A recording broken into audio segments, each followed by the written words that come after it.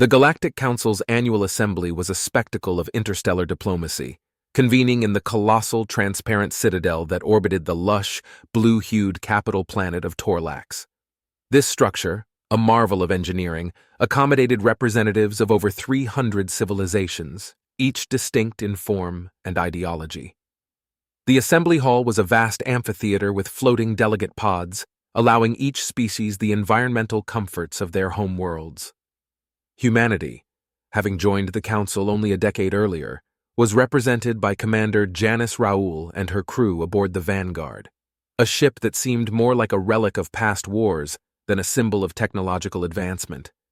Its exterior was battered, a mosaic of patchwork metals and composites, reflecting the numerous skirmishes and harsh conditions it had endured. Inside, however, it was equipped with some of the most advanced human technologies, a fact not yet recognized by the broader galactic community. As Janice stood at the central podium, her image was transmitted across thousands of viewing spheres floating amidst the delegate pods. She began her presentation with an overview of Earth's recent achievements in space travel and defense technology, showcasing videos of the Vanguard navigating through asteroid fields and withstanding tests against experimental weapons. However, as the presentation progressed, a current of skepticism stirred among the assembly. Whispers filled the air, and soft laughter echoed through the hall. The skepticism reached a peak when Malrek of Krynox, a delegate known for his towering presence and 4 luminous eyes, voiced the doubt many harbored. "With all due respect, Commander Raoul," Malrek's voice boomed, amplified by the Citadel's acoustics. "These ships of yours, while no doubt sturdy, are they not a bit primitive for tasks that demand agility and advanced firepower?" The room filled with murmurs of agreement from many of the Assembly's members, their confidence in their own technological superiority unshaken. Janice, maintaining her composure under the weight of scrutiny, responded confidently, "Our ships may not match the elegance or raw power of some council fleets, but they are designed for resilience and versatility. We believe in their capabilities, and they have served us well under conditions that would challenge many others here." A soft holographic display was then activated by Janice, illustrating the Vanguard's internal systems, adaptive AI-driven navigation, an advanced human-made energy shield recently developed, and a hybrid propulsion system that combined ion thrust with warp capabilities, modest but effective for rapid short-range evasion.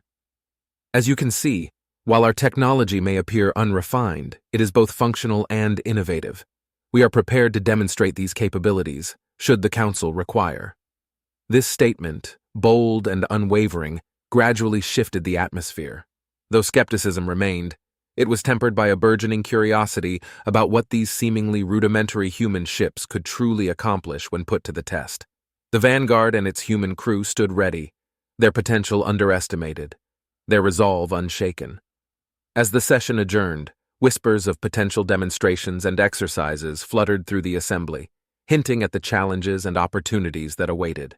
Several days after the assembly, the serenity of the Galactic Council's operations was shattered by a distress signal emanating from the outer edges of the Varkas Nebula, a sector known for its unpredictable space phenomena and largely uncharted territories. The signal was weak, desperate, and abruptly cut off, leaving behind an eerie silence that resonated across the Council's communications network. The Council, uneasy and alert to potential threats in such a volatile region, mobilized a response fleet comprising some of the most advanced and agile ships from the civilizations that had laughed at the Vanguard. These ships, sleek and powerful, represented the pinnacle of each member species' technological advancements. Commander Raoul and the Vanguard were also summoned to assist, more as a gesture of inclusivity than out of any expectation of their utility. Janice accepted the call with a grim determination to prove the capabilities of her ship and crew. As the fleet converged on the coordinates from which the distress signal originated, they encountered a sight none had anticipated: a cosmic storm, sprawling and violent, with vortexes of dark energy that tore through the fabric of space like rips in a canvas. Lightning bolts of dark energy arced unpredictably, and the nebula seemed to consume light itself. One by one, ships from the Council fleet began to disappear. These powerful vessels, designed for flexibility and equipped with the latest defense mechanisms, were swallowed by spatial distortions before they could even maneuver away. Panic spread through the fleet as more ships vanished, their distress signals blinking out as suddenly as they had appeared. Amidst this chaos, the Vanguard, shielded by its experimental energy barrier, remained virtually untouched. The shield, a product of human ingenuity and stubborn persistence in technology often deemed secondary by other civilizations, flickered with each strike of dark energy, but held firm. Realizing they were the only ship left capable of maneuvering through the storm, Janice made a decisive call to her crew. Prepare to move deeper into the storm, activate all sensors, rescue any survivors, and gather data on these distortions. Navigating carefully through the maelstrom, the Vanguard employed its hybrid propulsion system to dodge the larger energy vortexes. Its external monitors and scanners worked overtime, tracing the last known positions of the vanished ships and searching for life pods ejected in desperation. What followed was a high-stakes rescue operation as the Vanguard darted from one set of coordinates to another, the crew deploying their small but robust auxiliary craft to recover escape pods containing frightened but grateful alien delegates and crew members. As each group was brought aboard the human ship, their awe and relief were palpable. They were alive thanks to the very technology they had mocked, operated by a crew whose competence and courage were now beyond doubt. As the Vanguard continued its rescue operation within the chaotic maelstrom of the Varkas Nebula, Commander Janice Raoul maneuvered the ship with a precision that defied its rugged exterior. Each move was calculated, leveraging the ship's advanced navigation AI, which was designed for exactly these types of high-risk environments. Inside the ship, the atmosphere was tense but controlled. The crew, a blend of seasoned veterans and brilliant young officers, worked in perfect harmony, monitoring energy fluctuations and stabilizing the ship's experimental shield against the relentless dark energy storm. The rescue missions were fraught with danger. Each extraction required the Vanguard to stabilize near the spatial distortions long enough to retrieve escape pods. These pods, often spinning uncontrollably or caught in gravitational eddies, were challenging targets. The crew used tractor beams and precise manual controls to secure each one, a testament to their training and the ship's robust systems. Among those rescued were delegates and engineers from various civilizations, including Malrek from Krynox, who had openly doubted the capabilities of the Vanguard at the Galactic Council. As he was brought aboard, his 4 eyes wide with a mix of shock and relief, he could only nod in gratitude to Janice, his earlier condescension replaced by a silent acknowledgement of his misjudgment. "We need to set up a triage center," Janice instructed her medical team as more survivors came aboard. "Every second counts, and we must ensure everyone receives immediate care." The medical bay of the Vanguard was soon bustling with activity. Alien species with varying anatomies and physiological needs were treated with equipment and procedures adapted on the fly. Human medics worked alongside robotic assistants to administer aid, showcasing not only human medical innovation, but also a profound respect for the diversity of life in the galaxy. As the Vanguard continued to weave through the nebula, its sensors picked up a faint signal, an anomaly in the storm that seemed both a source and a sink of the dark energy. Janice decided to investigate, hoping it might hold the key to understanding the storm and preventing further disappearances. "Adjust course. Take us closer to that anomaly. Let's find out what's at the heart of this storm," she commanded, her voice steady despite the unknowns ahead. Approaching the anomaly, the Vanguard's shield was pushed to its limits. The ship shuddered under the strain, but the human engineering held firm, a beacon of resilience in the unforgiving storm. As they drew closer, the anomaly resolved into a massive energy vortex, larger and more stable than the others. Janice and her crew realized it could be a natural warp gate or a dimensional rift, a discovery that could revolutionize space travel if understood and harnessed. Using a combination of probes and remote sensors, the Vanguard began to collect data on the vortex. The information they gathered would be crucial not only for navigating the nebula, but potentially for advancing the technology of the entire Galactic Council. Throughout the ordeal, Janice's leadership and the crew's execution were flawless, turning a dire rescue mission into an opportunity for groundbreaking scientific discovery. As they returned from the edge of the anomaly with invaluable data and a ship full of survivors, the Vanguard had not only saved lives but had also earned a new level of respect among the stars. Back aboard the Vanguard, with survivors from various civilizations witnessing firsthand the capabilities of human engineering and bravery, the mood had shifted from desperation to one of cautious optimism. Commander Janice Raoul, now standing in her ship's conference room, prepared to address the impromptu gathering of the Galactic Council's members, who were still reeling from the ordeal. The Assembly, a mix of alien species, looked on as Janice took the podium. The hall, usually reserved for strategic briefings and crew meetings, was transformed into a diplomatic enclave, echoing the higher chambers of the Galactic Council itself. "Esteemed members," Janice began, her voice carrying a calm authority, "today we faced a crisis unlike any other. It was not just a test of our ships and technology, but of our resolve and willingness to aid those in peril." She paused, letting her words sink in among the gathered delegates, including Malrek from Krynox, whose earlier skepticism had turned into nodding respect.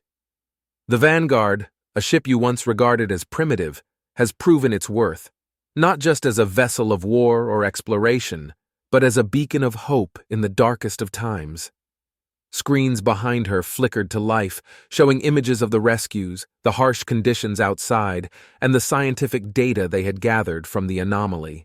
The information was compelling, indications of a stable energy vortex that could potentially lead to new propulsion methods or even shortcuts through the cosmos.